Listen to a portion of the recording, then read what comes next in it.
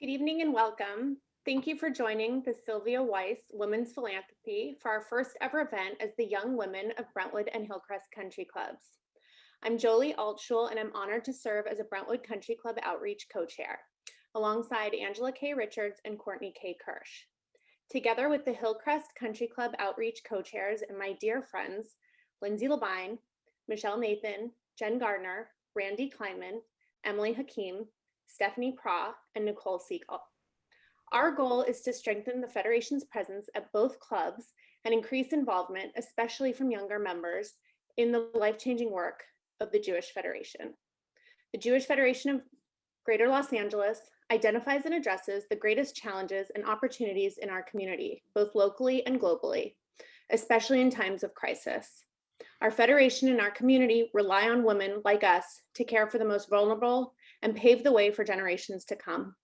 We really appreciate you taking the time to be here tonight. We know that everyone is very busy and has a lot going on, and we're grateful that you're here. This engagement is very important. Good evening, everyone. My name is Michelle Nathan, and I'm so thrilled that we are finally able to come together from our postponed event back in March of 2020. It's been a very challenging 14 months, and we know that we are all stronger and more resilient because of it. It is so wonderful to see all of your faces, even virtually. And we look forward to a time when we can be together in person, hopefully soon. We want to give a big thank you to Sylvia Weiss Women's Philanthropy co-chairs, Karen Gettleman and Wendy Moss-Klein, and vice chairs Laura Ozier and Linda Schwimmer, who helped bring this group of leaders together. When our committee came together earlier this year, we decided on the topic of tonight's program, the rise of anti-Semitism. We had no idea how timely this conversation would end up being given the events of the last 2 weeks. We are excited and eager to hear from our speaker and learn how we can play a part in creating a better tomorrow for our children and future generations. Before we do that, I'd like to introduce Ivan Wolkin, Federation's Chief Operating and Financial Officer, who will share how Federation's Community Security Initiative is keeping our Jewish community safe 24 hours a day, 7 days a week. Thank you very much, Michelle. And I'm really happy to be here. Thank you for having me tonight. I actually hadn't realized that this was the first of these meetings, but I have to tell you that the amount of work that the Women's Philanthropy, the Sylvia Weiss Women's Philanthropy does for Federation is amazing. And the fact that this is a group of the younger women who are beginning on that journey, I'm very, very honored to be here. So thank you for having me. Yeah, as Michelle said, my name is Ivan Wolkin, and I'm the Chief Operating and Financial Officer here at Federation. In my spare time, I am also a reserve police officer with LAPD, where I go out patrolling in a black and white car after work and night shifts with LAPD. And as part of my role in Federation, I bring that law enforcement to Federation. We started CSI, our Community Security Initiative, about 8 years ago at Federation. And the initiative has one mission and one mission only, and that's to increase the communal security of the Jewish community in Los Angeles. Interestingly enough, and as Michelle and Jolie both spoke about, we're talking about anti-Semitism today. When we first started CSI 8 years ago, it was in specific response to known threats to Jewish communal life in Los Angeles from foreign governments and foreign government-sponsored potential attacks. We have grown since then from a very, very young organization with 1 employee to now having 5 full-time employees. But the other thing that's changed is the threat that we see. Really homegrown anti-Semitism and the potential for that anti-Semitism to spill over into violent attacks against Jews in the Jewish community was very, very much on the back burner and not something that we were concentrating on so much at that time. As you all know, and as you've all seen over the past 2 or 3 years, anti-Semitism has grown, has become much, much more mainstream and much more visible in Los Angeles and in North America as a whole. And unfortunately, in recent weeks, has actually spilled over to a number of violent and potentially violent confrontations in Los Angeles. Very, very briefly, what we do at CSI. through a mixture of services, from on-site security assessments of Jewish communal institutions, two-way information and threat sharing. And most important of all, what we do is we train the staff and the community on what to look for and how to be situationally aware, to look for an attack before it happens, to look for a threat where most people wouldn't even be looking to see it. What we do quite simply is we seek to give our community the skills and the tools that they need to be responsible for our own security. We work with over 600 Jewish community institutions. And here's the driving force behind this. The better we are as a community, the more often we congregate together. If a Jewish community is functioning well, members of the community are meeting together on a constant basis at known places and at known times. And obviously, in today's environment, that means that they present a knowable and findable threat. So in keeping with tonight's theme, we want all Jews to be able to continue to thrive, to be part of their community, and at the same time, to be safe. Very, very quickly before I hand on so you can hear from the main speaker today, I just want to give a brief update on the attack that we all know about that happened recently last Tuesday in Los Angeles. There have been 2 arrests in those attacks. Which is myself with CSI and Elisa Finston, who I'm about to introduce, have been working very, very closely with local authorities and local and national law enforcement. The good news is those 2 arrests both have something which is actually quite unusual, which is they have a hate crime rider on them, which means they're being treated as a hate crime and taken very, very seriously. We at CSI, along with Alyssa's group, held a webinar recently and had 1,000 members of our community listening to an update from law enforcement and elected officials on that. We work on a daily basis with law enforcement. And in fact, they've asked us to put a call out to our entire community to look for any video footage that any institution may have captured of those individuals. So I'm going to hand over to Elisa now. Before I do, I want to answer a question that some of you might have before it gets asked, which is, does CSI work with a particular country club that I'm here representing? And the answer is yes. We have had our professionals come out to both of these country clubs to work with the country club, to work on security assessments, security procedures and protocols that keep members more safe. And if any of you are interested in that work, please speak with your club, with your club group that's in charge of security, and they can update you on that. And obviously, we'd love you to keep the relationship with CSI. And at this point, I'm going to hand over to Alyssa Finston, who runs our community engagement group at Federation, and she's going to take it from there. Thanks, Alyssa. Thanks, Ivan. Good evening, everyone. It's nice to be here. As Ivan said, I'm Elisa Finston. I oversee the community engagement department at the Federation, which is essentially our community relations arm of the organization. So we look to figure out how we can best partner and represent the Jewish community in broader Los Angeles. So I look forward to sharing a little bit more about our work tonight, but most importantly, introducing you to the reason that we're all here, our speaker, Ben Freeman. Ben was born in Scotland. Ben is a gay Jewish author, an internationally renowned educator, focusing on Jewish identity, combating anti-Semitism, and raising awareness of the Holocaust. His first book, Jewish Pride, Rebuilding a People, was released in February 2021 to great international acclaim. Ben is actually joining us from Hong Kong, where he heads up the humanities team at an American International School and lectures on anti-Semitism at Hong Kong universities. Ben also works with a variety of organizations and companies in a diverse set of sectors advocating for Jewish voices. So welcome, Ben. See, where are you? Where are you? Oh, there you are. So nice to have you here. Thank you. Just tell everyone, because I had to ask you this, what time is it in Hong Kong? It is. Let me just check. It's 20 to 10 in the morning. Okay, so we're catching you at a reasonable time. Yes, it's absolutely good. Fine. Good. Well, thanks so much for being here.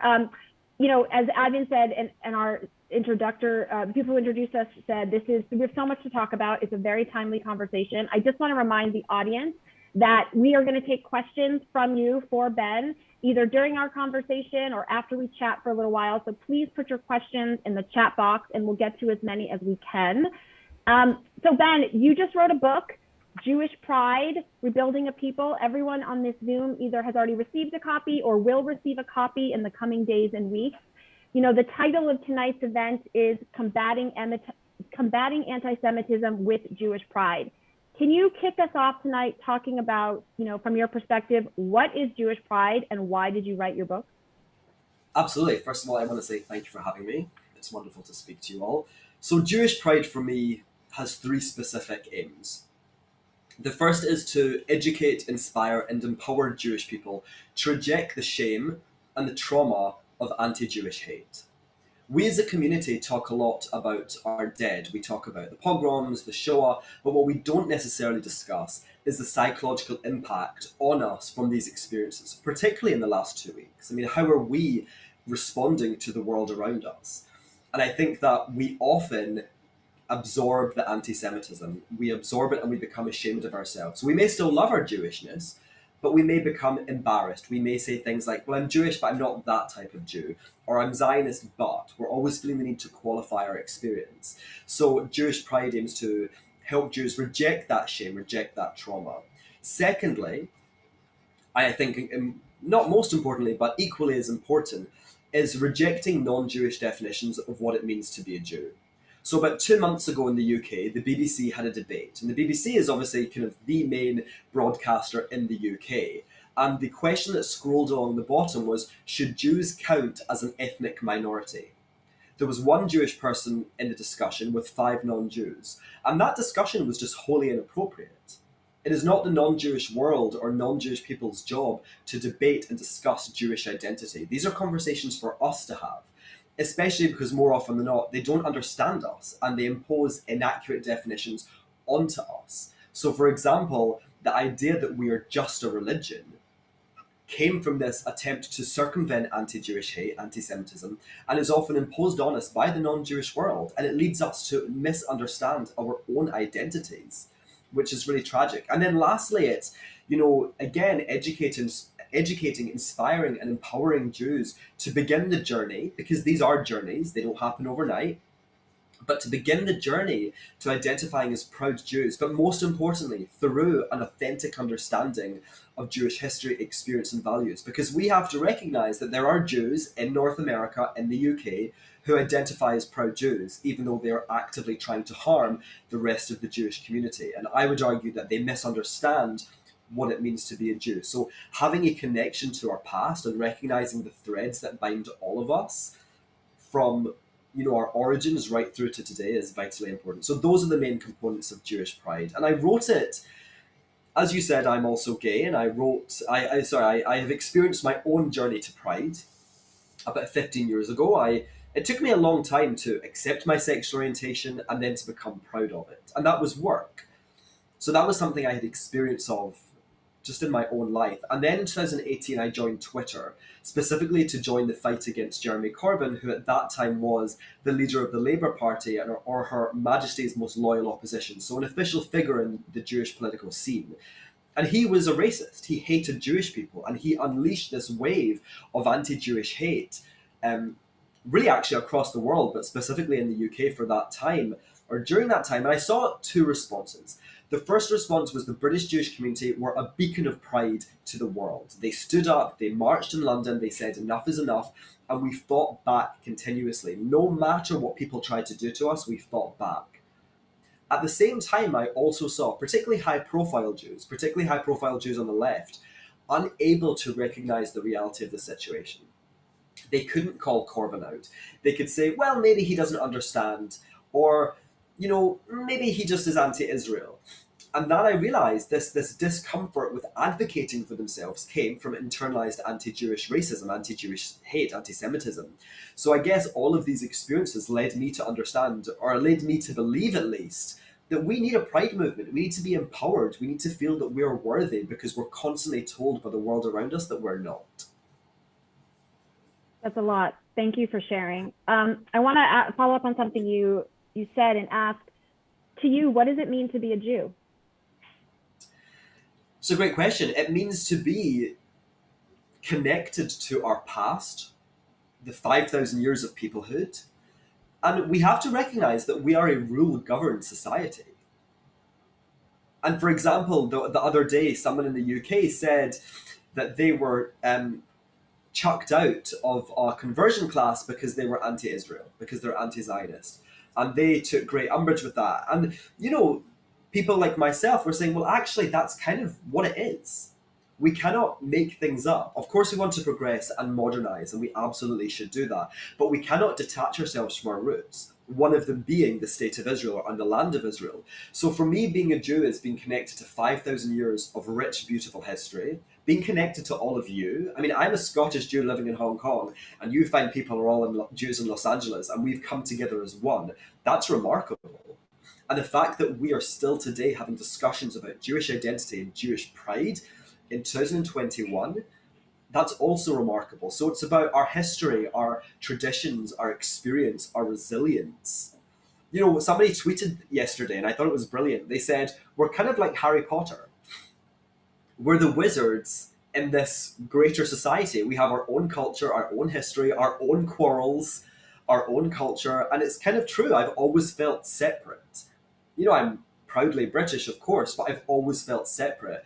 And I feel a greater connection with all of you, even though our lives are probably very different than I would to, say, non-Jewish people living in Scotland. Why do you think anti-Semitism then is still such a problem today? Especially as you heard Ivan describe, you've read probably about what's been happening in Los Angeles and other cities around the US, and just really curious to get your perspective. So I really address this actually in the second chapter of my book, which is actually, it's my favorite chapter. And this is all like a true crime. I love true crime.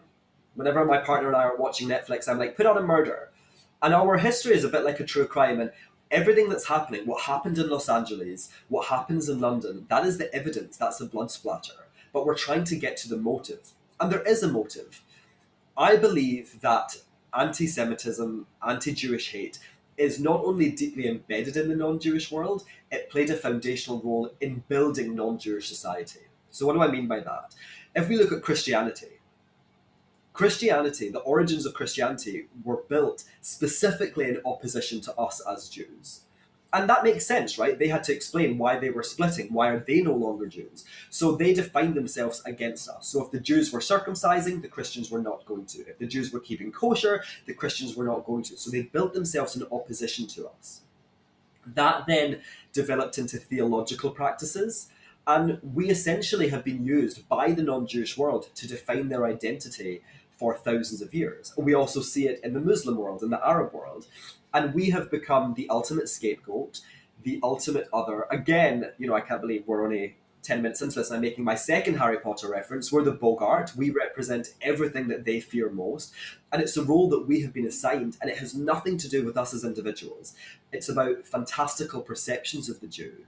But because they were so deeply connected to the origins of these societies, they have become deeply embedded. So it doesn't matter anymore if a country like Britain is pretty secular, they're still culturally Christian.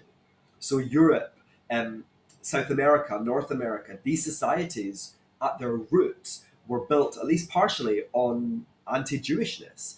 And that causes great problems then, because they actually, for them to overcome that, they'd have to kind of pick apart their whole society.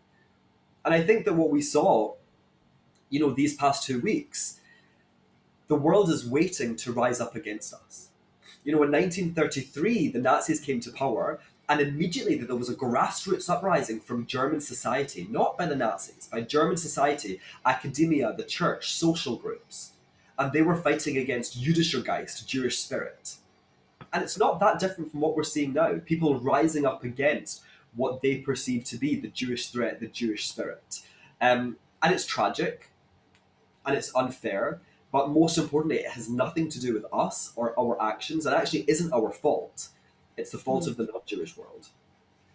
And I think that actually goes right nicely into the next question. You talked about it before, and I know you write about internalized anti-Semitism and the pain and trauma that people feel. And here you're saying, I think you want us to hear it's not our fault. and yet people internalize, that. So how do you sort of rationalize and grapple with that? And then how do you teach other people? Like, how do you, express to other people to sort of pick that apart so the pain and trauma is not sitting with you? I think that we rationalize it by really just understanding it and understanding that it exists across every community. It exists in the Black community, it exists in the gay community. And I think there's one thing that we don't necessarily talk about with regards to being a minority. We're a minority in terms of numbers. So I know there's lots of Jews in America, but say there's 6 or 7 million Jews in America, there's 350 million Americans, I think. There's 250,000 Jews in Britain. There's 65 million non-Jews in Britain. So actually what we're seeing is that we're a minority. So when we try to integrate, we're not integrating as an equal partner in this relationship. There is a power dynamic, and that makes integration difficult. One of the ways we deal with it, as I said, by just naming it and recognizing it and understanding that this is a threat that our community faces, and looking inside yourself without judgment. If anti-Jewish hate is not our fault, then neither is internalized anti-Jewish hate. It is a manifestation of systemic, deeply embedded prejudice. And many of us feel it, even though we identify as proud Jews. And yes, the anti-Zionist Jews, they're kind of a different thing. But actually, even for the vast majority of us who love our Jewishness, who love Israel, we have to look inside ourselves, but without judgment and with empathy and compassion, because this is something that has been imposed onto us. And we guard against it through Jewish pride. We teach our young people and our people of every generation to love their Jewishness, to engage in Jewishness, to understand that they are able to engage with Jewishness in kind of whatever way they see fit from within the boundaries of our identity. And I think that's how we deal with that. I think it's so important for us to recognize. But again, it's not our fault, and we have to have compassion. I worked with a British Jewish organization. And it's quite a high-profile British Jewish organization, and the person said to me, well, what happens if we walk about with our heads held high? Won't that increase anti-Semitism? And it's like, no.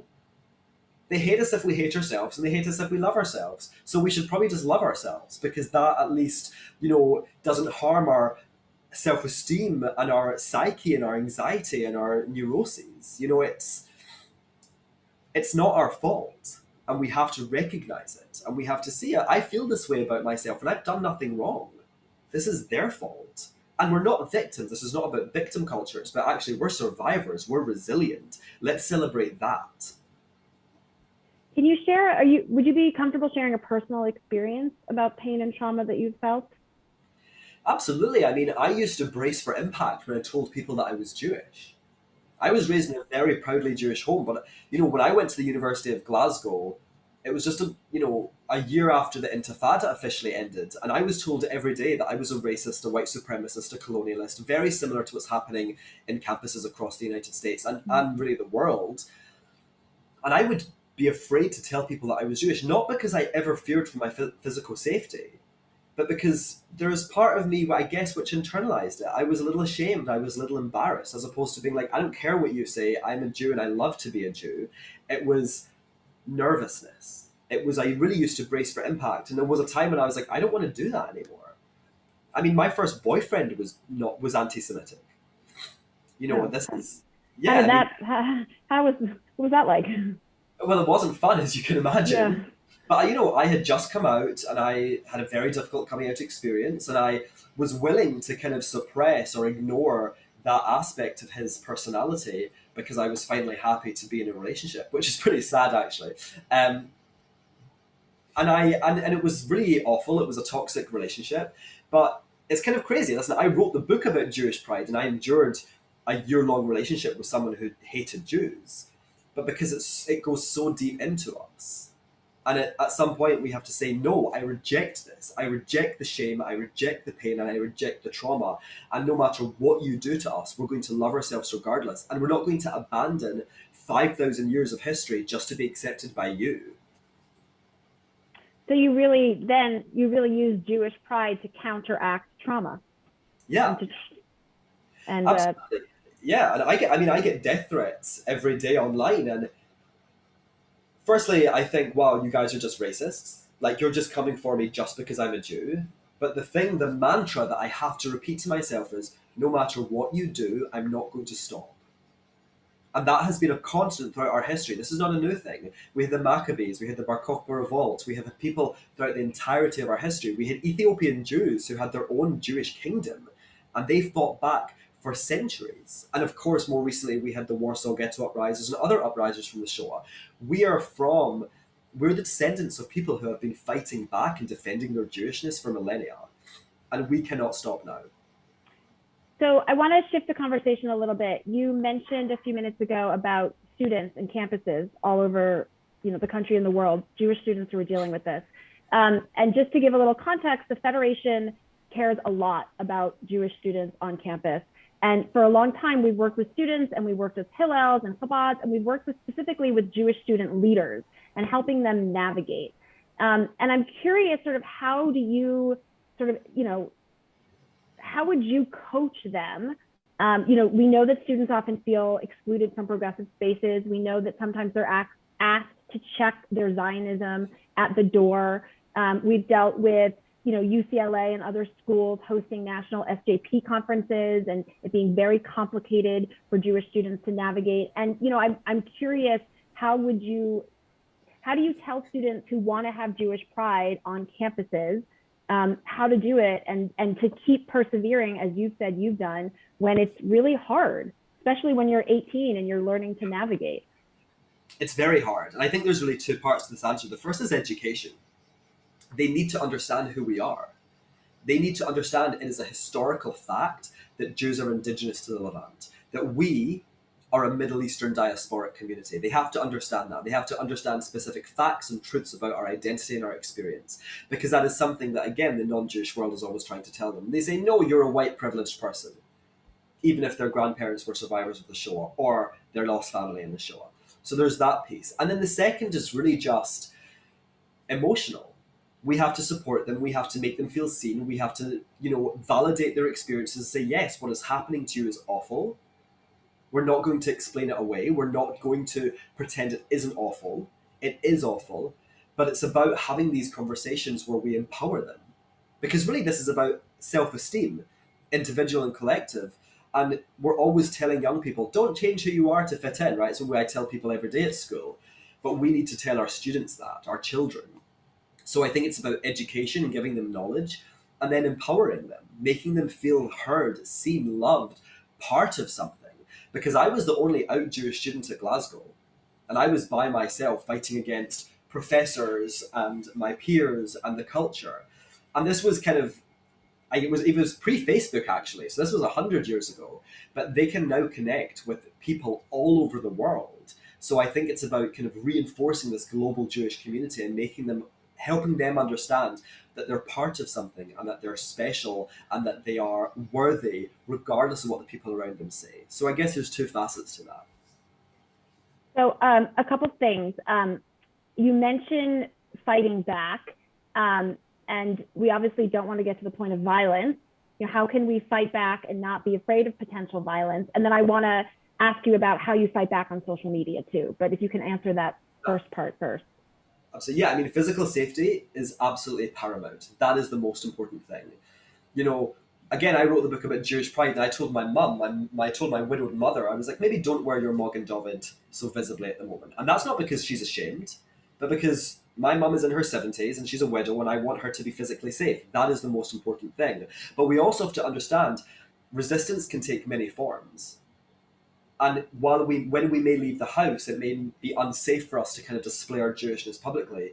That doesn't mean we're not proud Jews. We can have mezuzahs on our door. We can have Chanukiahs in our home. We can light the Shabbat candles. We can listen to Hebrew music, Jewish music. We can engage with Jewish culture. So there's a huge, aspect of spiritual resistance. And again, that is something that has been a constant. In the Shoah, they lit the Chanukiah when they could. And they were in such dire circumstances. So of course, physical safety is paramount, but people have to find their way which makes them feel safe, them feel comfortable to express this. So we're getting, I have a question from the audience about social media. You opened it up, so I thought I know you're doing an event for the Federation in a few weeks, specifically on social media, but because I think of everything that's been going on and we're seeing a lot of attacks on social media, we'd love to hear from you on the role of social media and anti-Semitism and the reach that social media has And, it's now we know what people are saying, and we're seeing the lack of support from some people who we thought were allies and other groups, and so it's in our faces every day. And so how do we deal with that? And we want to post about our Jewish pride, but we're also seeing backlash. And we'd love to sort of hear how you navigate that. Yeah, I mean, I think firstly, social media is one of the front lines. And technology has always been used to disseminate anti-Jewish hate. I mean, the printing press, the radio, the Nazis really utilized cinema. So this is just kind of another modern manifestation of something that has been happening for a really long time. And it is a lot. But I think, one of the things we have to do is connect with other people. My partner is not Jewish. I work at a non-Jewish school. My friends are not Jewish. I'm like the only Jewish person really in my life. So social media for me has been a lifeline. Connecting with all of you, connecting with my friends and real friends that I've made online has been really important. So there is a global community there, which can really help. And then with regards to expressing Jewish identity and then receiving a backlash, and there's really practical things that you can do. I don't engage because it's a waste of time. If someone really asks a question in good faith, then sure, I'll answer. But most of the time people are saying, you're an apartheid apologizer, you're a colonist, and you're like, okay, fine, like, block. I think we shouldn't be afraid to block, and sometimes we're worried about what that looks like. Does that make me look weak? Who cares? This is our self-esteem, our physical and emotional safety. So I'm like the king of blocking. Like every morning I wake up and I just go like block, block, block, block, block, block, block, because these people are not wanting to engage in good faith. And the thing I think always to remember is this has nothing to do with us. This is about racism, it's about hate, and these people are just demonstrating how revolting they are. I mean, I always think, what would their employers say? For the people who say, go swallow a bullet. It's like, if your boss knew you said this, how would they respond? And it is difficult and it can be absolutely overwhelming, but I think muting conversations, making yourself private, and it's okay also to be scared. Jewish pride is not this fantasy land where we're not being threatened. It's okay to be scared. It's okay to be nervous about, a backlash.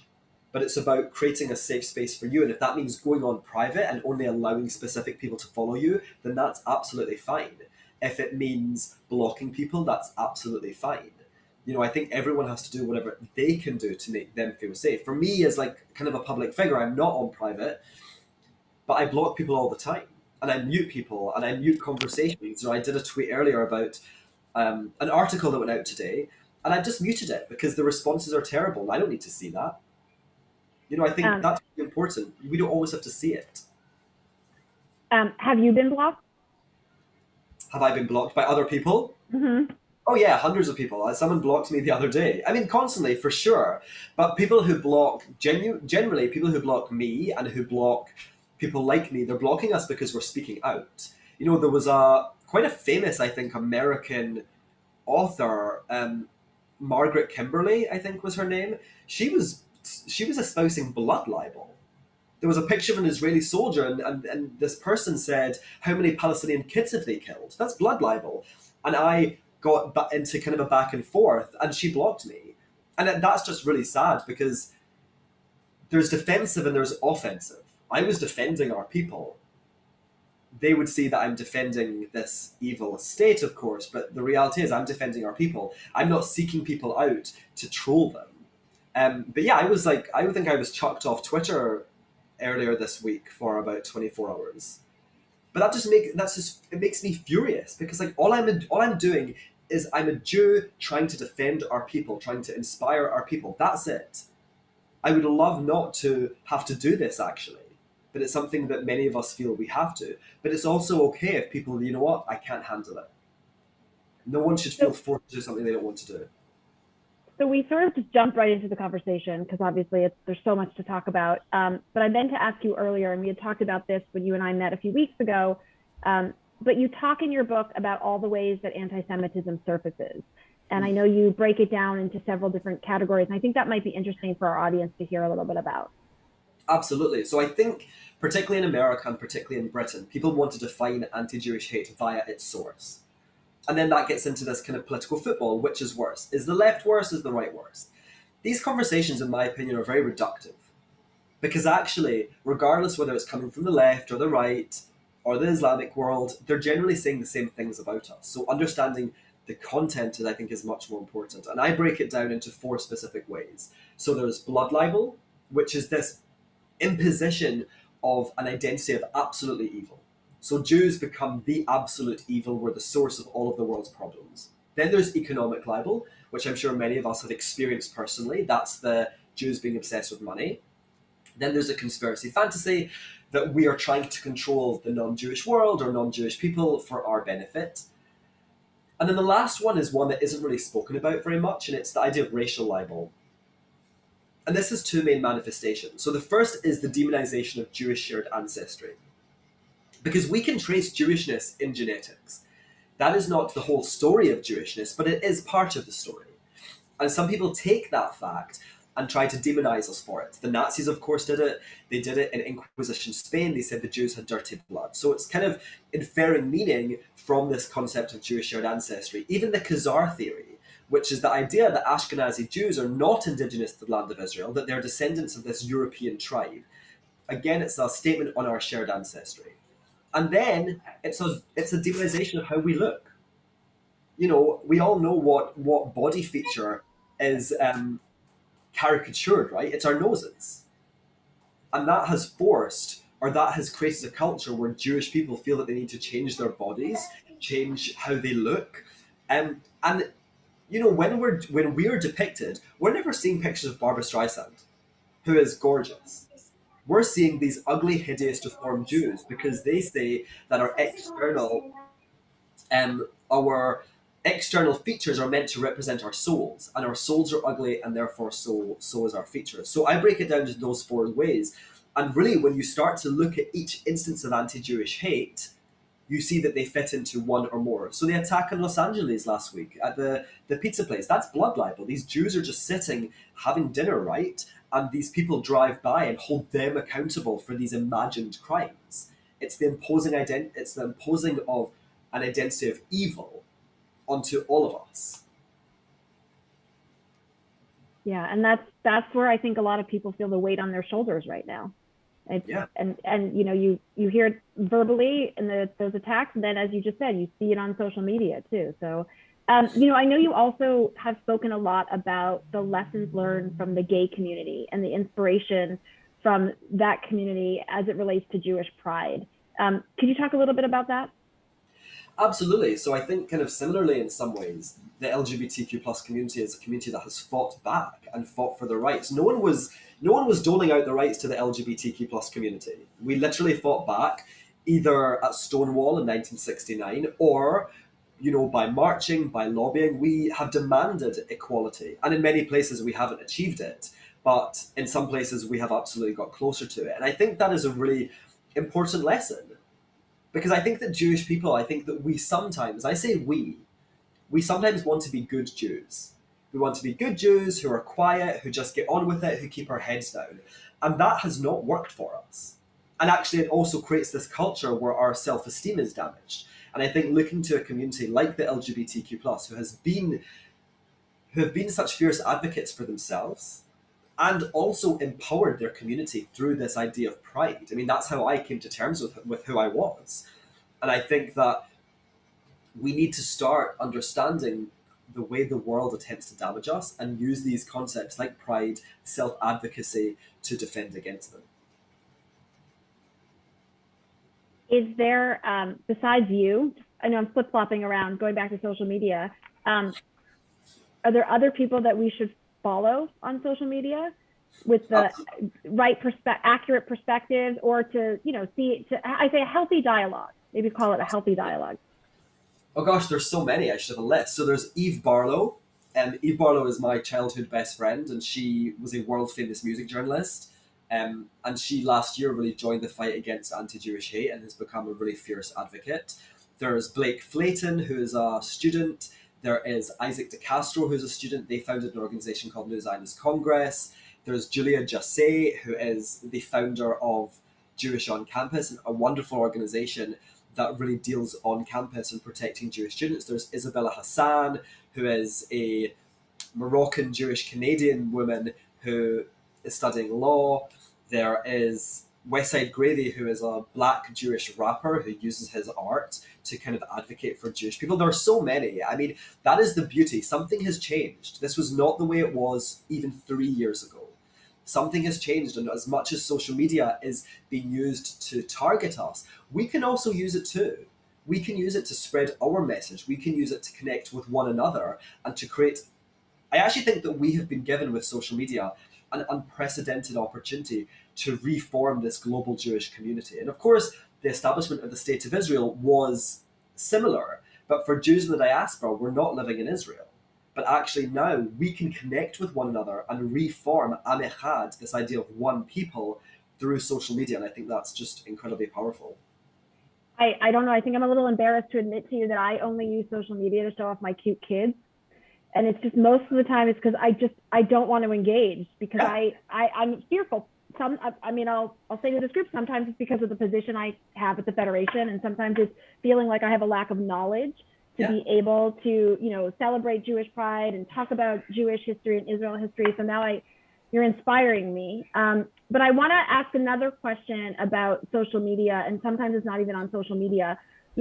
Several years ago, the Federation recognized that there's a strong divide in the Jewish community over a host of different subjects, political, Israel, and we invested in a relationship with an organization you may or may not be familiar with, Resetting the Table, who has a really very specific way to engage people on dialogue across very charged issues. And we've been working to train individuals as facilitators and work with different organizations in the LA Jewish community, whether it be Hillels or synagogues, and also some groups within the Federation to have these conversations over the last few years. But as an individual, either on social media or over coffee or breaking bread, how would you tell someone to have a healthy dialogue with a friend, or we know family members who think differently than us? This is something that a lot of people in this country went through for the last 4 years in the previous administration, and felt real tension even over the Thanksgiving dinner table. I'm not sure if all of the tension is gone. I can't generalize, but I'm curious, how do you engage when it could go completely in the wrong direction? So I think there's two specific tactics that I think can be quite productive. The first is just rooted in historical fact. Like, let's talk about the evidence. And we, partly because of the last administration, but I just think partly there have been just trends in general, that we've been moving to a world that is post-truth, which is just so frightening and so worrying, because actually what do you have if you don't have truth?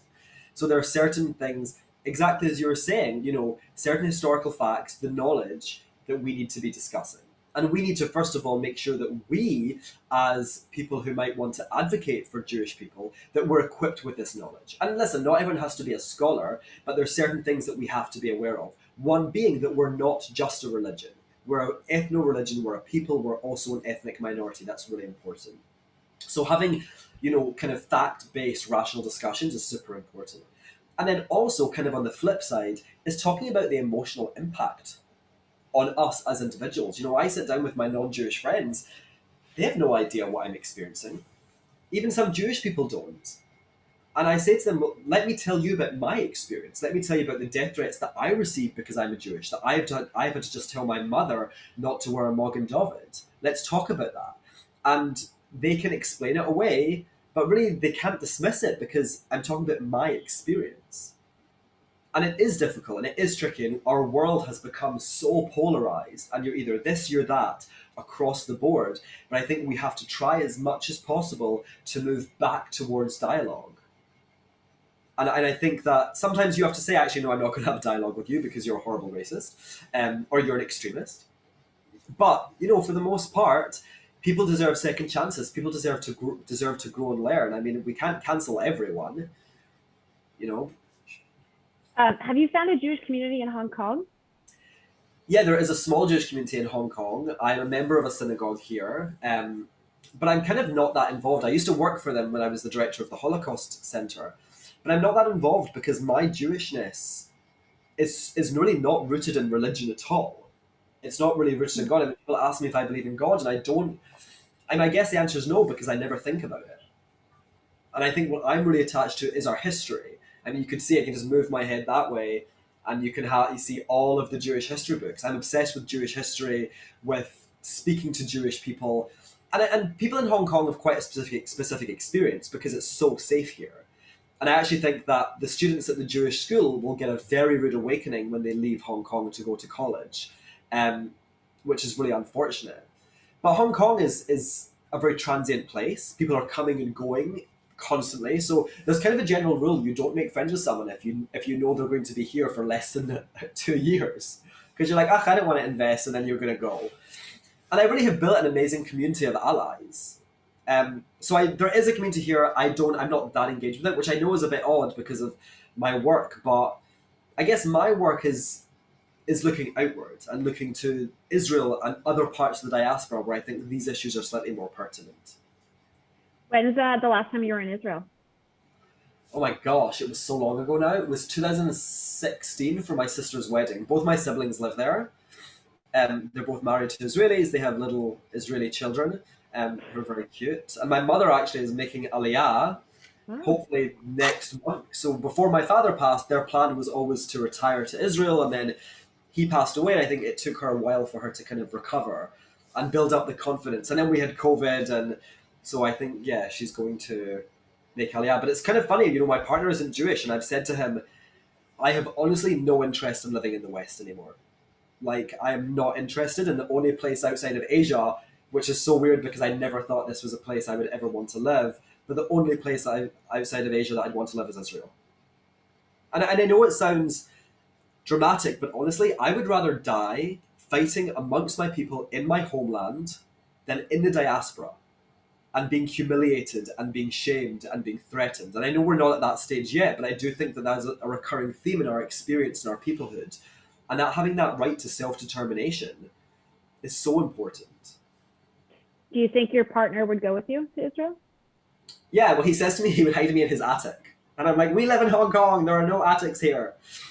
We live in like a 400 square foot apartment. Yeah, I think so. I think if he saw that the threat was severe, and I think that, he is so supportive and his eyes have really been opened even these past 2 weeks. One of my friends in Los Angeles actually was uninvited to a dinner party because someone called ahead and said, I do not feel safe with a Jewish supremacist there. Aye. This is our reality. And he, every morning, sees me just scroll through and he sees the messages. And I think he would, yeah. I mean, it's more complicated because he's not Jewish. Although he actually looks Jewish. People think that he's Israeli and they always speak to me in English. And I'm like, shalom. And they're like, hello. I have to say, Ben, I saw a couple of people's mouths sort of drop when you shared that. And it's really horrendous. And what are we supposed to do about things like that? It is absolutely horrendous. And I think it's genuinely one of the most shocking things I've actually ever heard from this experience. That is so shocking. But I think that we have to love ourselves regardless and say, fine, I'm not welcome in that space, but I'm going to find another space. And that doesn't mean I abandon my values. That doesn't mean, say Jews who will feel uncomfortable in the progressive world. It doesn't mean that we have to abandon our progressive values, but we have to create space for each other. And we have to welcome each other in and embrace each other, because the reality is we have been rejected and we are being rejected by many parts of non-Jewish society. And it's weird because in one way my message is so empowering, but also it's deeply depressing. Because I think we have to start learning from our history. Really, when my friend told me that, my jaw also dropped. I couldn't believe it. But we also have to respond to our reality and say, okay, you know what? I'm not welcome there. There are spaces that I'm welcomed in and I'm embraced in, I'm loved in, and people who value my Jewishness. And those are the spaces I'm going to go to. Did your friend happen to share his reaction to being called a Jewish supremacist? I mean, I think they were really stunned. And it happens quite a lot. I mean, when you talk about Zionism, when I talked about Jewish pride, the two responses were that I was a Jewish supremacist and I was not white, or it came from the right and they said, well, if you can have a Jewish supremacist, you can have a Jewish pride book, why can't we have a white pride book? It happens all the time. But again, it's so important to understand that is your perspective on my identity. It has no bearing in our reality. And my friend is like a progressive queer woman who absolutely is a proud Zionist, but is not a Jewish supremacist by any stretch of the imagination. But I think that she was honestly just stunned. And I think that's the problem.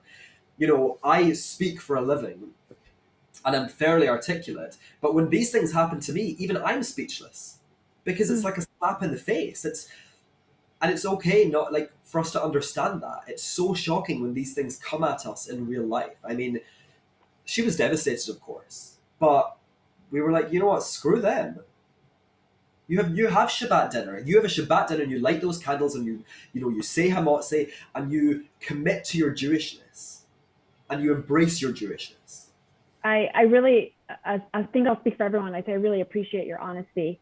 And I remember a few weeks ago when we were first talking, I told you I grew up in the suburbs of Boston in a very, Irish Catholic, Italian American town. And we were really the only Jewish family, the only Jewish kids in the high school. And I was embarrassed to tell my friends I was going to Shabbat dinner at the synagogue in the neighboring town where I was very active in the youth group. And I really do carry a lot of shame about that. And I hope only, I don't impart that into my children growing up in a very diverse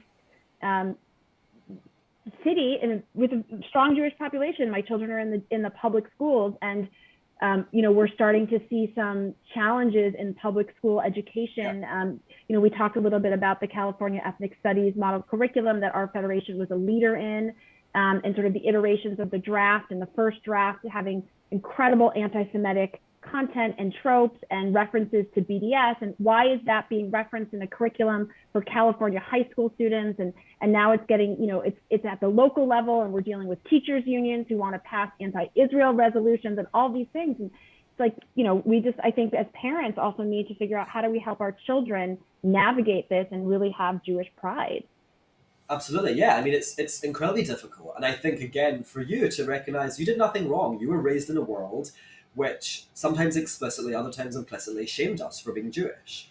And recognizing that fact is so important. And yeah, like instilling it in our children is so important because they're our future. We are really caretakers of this. We're caretakers to pass Jewishness on to the next generation so that it continues, for as long as it can. And I think that having these conversations, discussing identity, especially in America, Jewish people are constantly told you're white, you're privileged. And there might be some people who identify as white, and that's okay. I personally don't. I would say I'm Jewish, and I would always tick the other box on a census.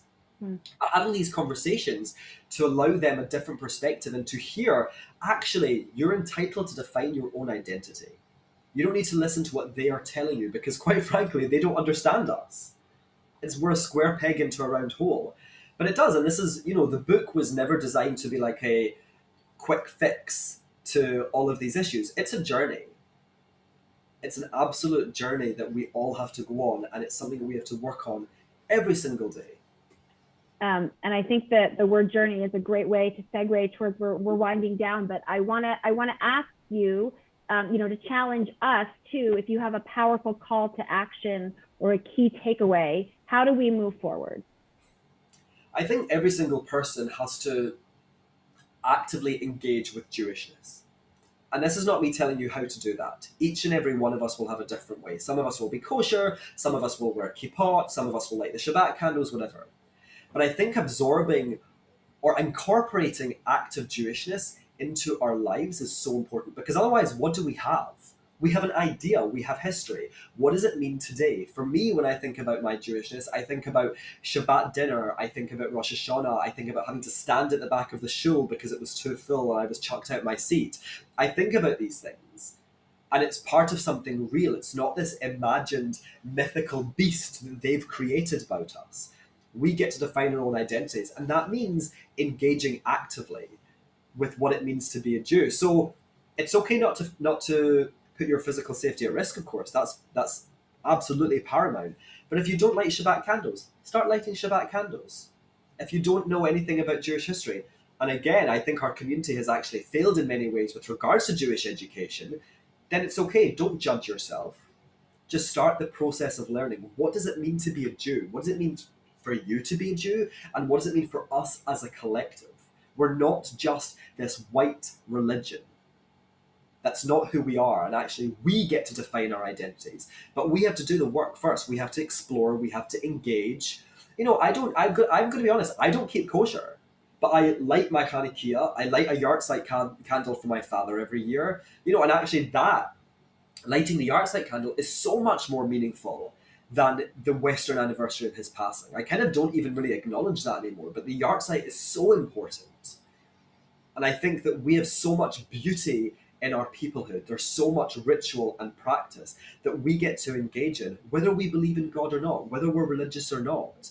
It's part of our birthright. So embrace it. Thank you.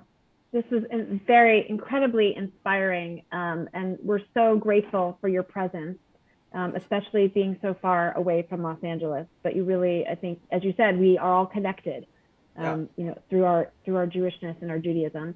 I want to share with everyone, as we think about what we can do, is that tomorrow, several national organizations, including Jewish Federations of North America, ADL, AJC, other organizations, are putting together a virtual rally on anti-Semitism, which is at 1 o'clock our time, where we'll hear from political leaders, civil rights leaders, and other people expressing their support to the Jewish community. I think Alexi's going to put in the chat the link to join, so I encourage everyone to sign up. And it's now my pleasure to turn it over to Jen for some closing remarks. And thank you again, Ben, so much. It was an honor. Thank you so much. Thank you so much, Ben and Alyssa. This has been such an important and powerful conversation.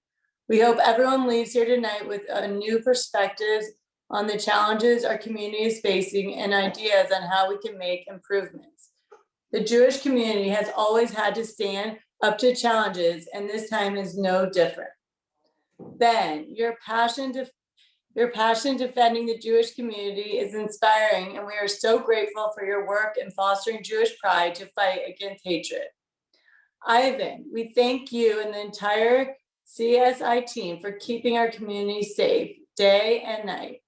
We all dream of a day where we are no longer concerned for our safety.